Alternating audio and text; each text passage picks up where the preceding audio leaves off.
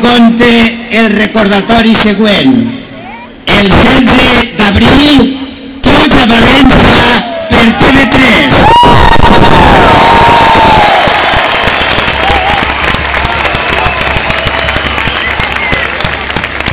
Els que ara som així no acceptem excuses, no acceptem que es passe la pilota els uns als altres.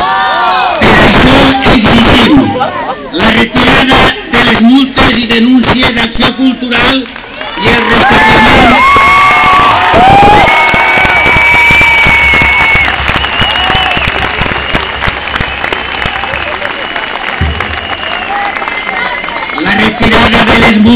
d'Acció Cultural i el restabliment de les emissions a tot el País Valencià.